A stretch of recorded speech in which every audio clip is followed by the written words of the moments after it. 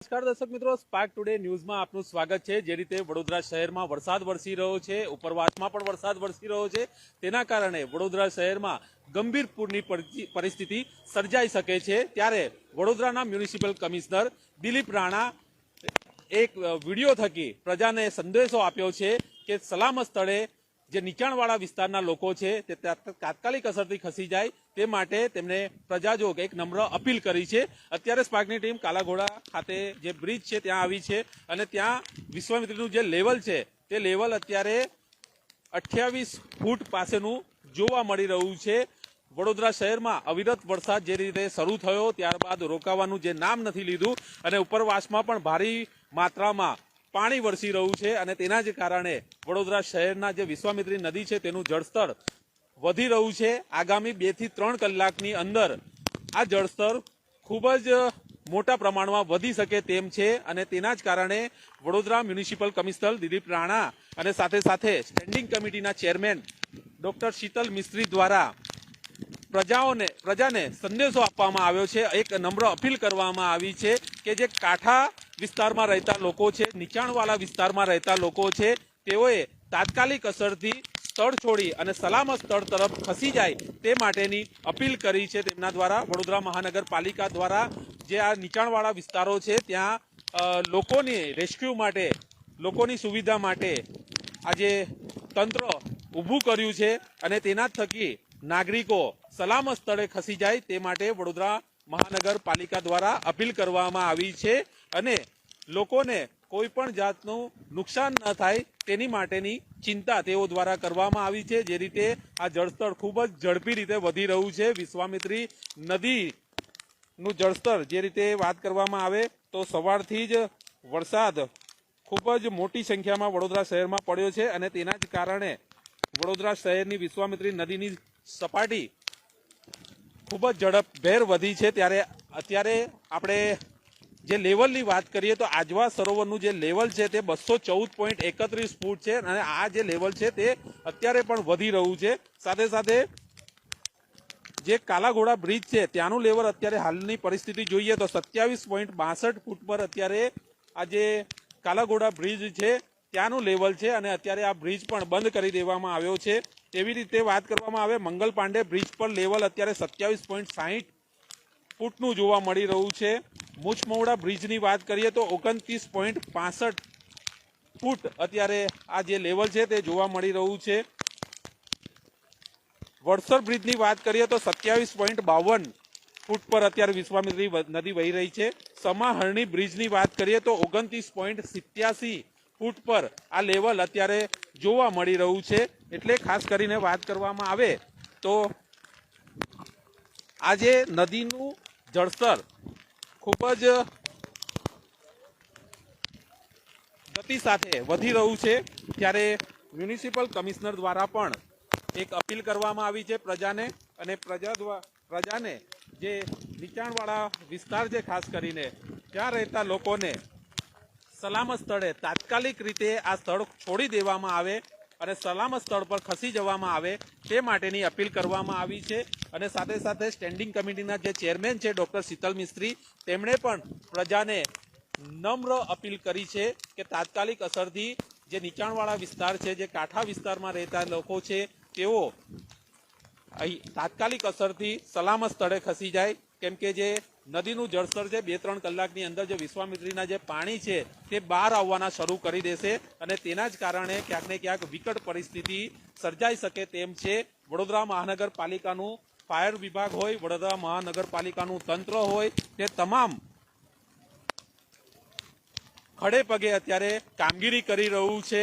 જે પદાધિકારીઓ છે, જે અધિકારીઓ છે તે પણ પરિસ્થિતિ પર ચાંપતી નજર રાખી રહ્યા છે અને કઈ રીતે જલ્દીમાં જલ્દી લોકોને સલામત સ્થળે ખસેડવામાં આવે, સુવિધા ઊભી કરવામાં આવે તે માટેના પ્રયાસો કરવામાં આવી રહ્યા છે। પરંતુ એ ચોક્કસ છે કે જે રીતે વરસાદ વરસી રહ્યો છે અને સાથે સાથે ઉપરવાસમાં પણ વરસાદ પડી રહ્યો છે, આજવા સરોવરની સપાટી વધી રહી છે અને ત્યાંથી પણ પાણી વિશ્વામિત્રી નદીમાં આવી રહ્યું છે, તેના કારણે અત્યારે આ પરિસ્થિતિ સર્જાઈ છે અને ગંભીર પૂરની પરિસ્થિતિ સર્જાઈ શકે છે તેવા મેસેજ સાથે મ્યુનિસિપલ કમિશનર અને સ્ટેન્ડિંગ કમિટીના ચેરમેન બંને વડોદરા શહેરના નગરજનોને અપીલ કરી છે કે સલામત સ્થળે તેઓ ખસી જાય અને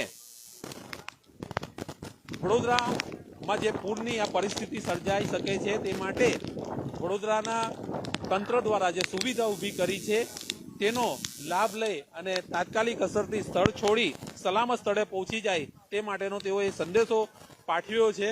ત્યારે સ્પાર્ક ટુડેના માધ્યમથી અમે પણ અપીલ કરીએ છીએ કે નીચાણવાળા વિસ્તારના જે પણ લોકો છે, જે પણ હજી ઘરમાં છે કે જે નીચાણવાળા વિસ્તારની આજુબાજુમાં છે, તેઓ તાત્કાલિક અસરથી સ્થળ છોડી અને સલામત સ્થળે આવી જાય, કેમ કે તંત્ર દ્વારા જે રીતે અપીલ કરવામાં આવી છે અને સાથે સાથે અમે પણ જોઈ રહ્યા છે કે આ વરસાદ જે રીતે વરસી રહ્યો છે, ઉપરવાસમાં પણ જે રીતે વરસાદ છે, એટલે 2 થી 3 કલાક આ ભારે વરસાદ જો આ રીતે પડે તો પરિસ્થિતિ ખૂબ જ ગંભીર સર્જાઈ શકે તેમ છે અને વડોદરા શહેરના માર્ગો પર પાણી ફરી વળે તેમ છે।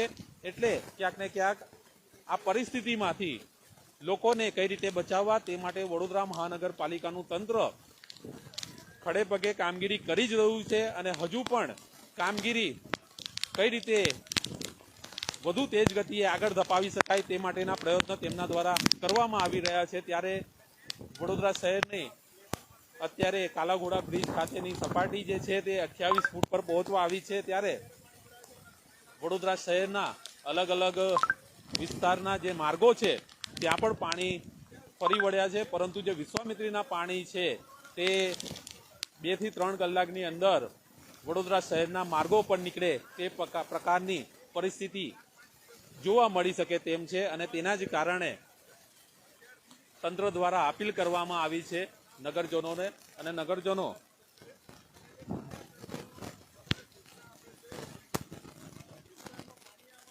સલામત સ્થળે ખસે અને કોઈ જાનહાનિ ન થાય તે માટેના તંત્રનો આ પ્રયાસો છે। વડોદરા શહેરમાં હજુ પણ ખૂબ જ ભારે માત્રામાં વરસાદ વરસી રહ્યો છે, ત્યારે ઉપરવાસમાં પણ આ જ પ્રકારનો વરસાદ છે અને આજવા સરોવરની જે લેવલ છે તે તીવ્ર ગતિથી વધી રહ્યું છે અને અત્યારે વિશ્વામિત્રીનું લેવલ પણ ઝડપભેર વધી રહ્યું છે અને હજુ પણ વધવાના ચાન્સીસ છે। ત્યારે તાત્કાલિક રીતે લોકો જે ગંભીર સ્થળ છે તેને છોડીને સલામત સ્થળે પહોંચી જાય તે માટે પ્રયત્નો તેમના દ્વારા વડોદરા મહાનગરપાલિકા દ્વારા લેવામાં આવી રહ્યા છે અને અત્યારે આ જે કાલાઘોડા બ્રિજ છે તે સંપૂર્ણ બંધ કરી દેવામાં આવ્યો છે અવરજવર માટે।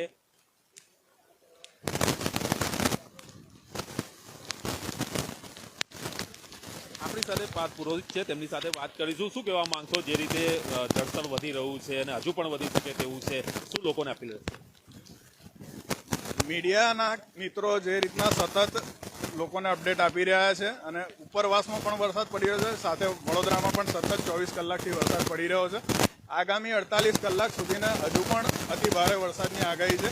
ત્યારે વિશ્વામિત્રીનું જળસ્તર જે છે એના કરતાં વધવાનું જે સ્વાભાવિક છે।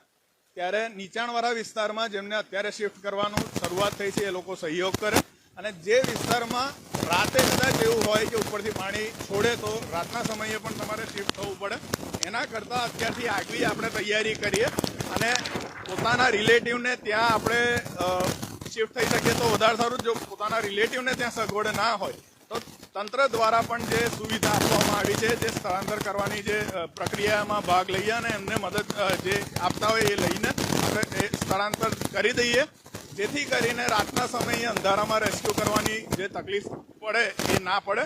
સાથે આપણે જે બેઝિક જરૂરિયાતની વસ્તુ છે, ખાવાની વસ્તુ છે, નાના બાળક હોય તો દૂધ, પાણી અને જે વરસાદના લીધે જે ઠંડક થઈ છે ઠંડી છે તો એ ધાબળા અને આટલી જ વસ્તુ લઈને આપણે સ્થળાંતર થઈએ। 5 દિવસ પછી 2-4 દિવસ પછી જ્યારે પાણી ઉતરે તો આપણે પાછા આપણા ઘરે શિફ્ટ થઈ શકીએ। અગાઉ આપણે ઘણી બધી જગ્યાએ જોયું છે, હું પોતે ગયા પૂરમાં પણ હું સિદ્ધાર્થ બંગલોઝમાં જ્યારે રિક્વેસ્ટ કરવા નીકળ્યા હતા, પાણી આવવાની શરૂઆત થઈ તો ઘણા લોકોએ શિફ્ટ થવાની ના પાડી હતી અને જ્યારે એક આખો ફ્લોર ડૂબી ગયો ત્યારે બીજા ફ્લોર પર એ લોકો શિફ્ટ થયા અને પછી તંત્રને ફરજ પડીને આપણે બોટ દ્વારા એમને રેસ્ક્યુ કરવા પડે છે.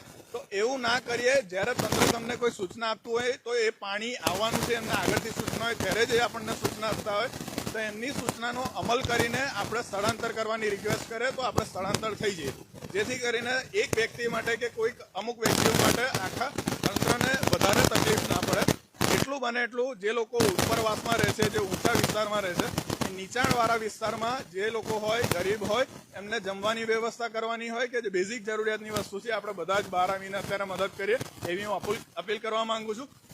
સાથે ખાસ કરીને મીડિયા કર્મીઓ જે રીતના ગયા પૂરમાં પણ આ મહિનામાં જ આવ્યું હતું ત્યારે પણ એમને ખૂબ સારી સેવા આપી હતી અને સતત રિપોર્ટિંગ કરતા આવ્યા છે. આ વખતે પણ જે મીડિયા કર્મીઓએ પોતાના ઘરબારનું ચિંતા કર્યા વગર આપણે સતત માહિતી આપે છે એમને પણ ખૂબ ખૂબ આભાર માનું છું. તંત્રનો પણ ખૂબ ખૂબ આભાર માનું છું અને પોલીસ ડિપાર્ટમેન્ટનો પણ ખૂબ ખૂબ આભાર માનું છું. ફાયર વિભાગ ખાસ કરીને જે લોકો રેસ્ક્યુમાં ભાગ લે છે એ લોકોને પણ આપણે તમામ લોકોએ સહયોગ કરવો જોઈએ અને એમનો તમારા દરેક વડોદરાવાસીઓના તરફથી હું ખૂબ ખૂબ આભાર માનું છું.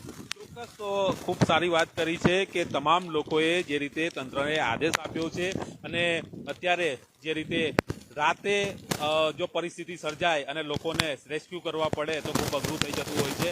અત્યારે આપ જોઈ શકો છો કે ભારે પવન સાથે વરસાદ વરસી રહ્યો છે, ઉપરવાસમાં પણ વરસાદ છે અને તેના કારણે વડોદરા શહેરમાં ગંભીર પૂરની પરિસ્થિતિનું નિર્માણ થઈ શકે તેમ છે. ત્યારે લોકોએ જાતે સલામત સ્થળે ખસી જવું જોઈએ અને તંત્રને સહયોગ આપવો જોઈએ. કેમેરામેન ગૌતમ સોનવને સાથે Paresh Makwana, spark today news, Vadodara.